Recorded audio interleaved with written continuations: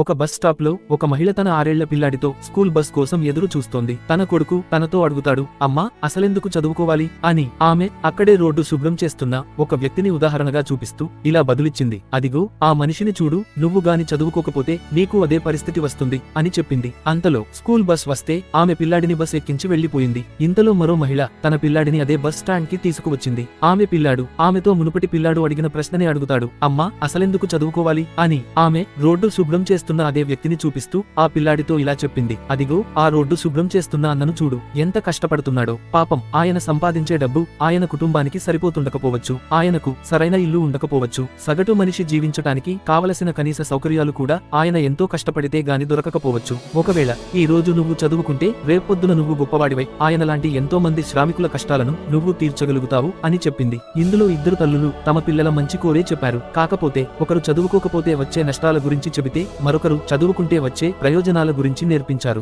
ఒకరు స్వార్థాన్ని నేర్పిస్తే మరొకరు సంస్కారాన్ని నేర్పించారు.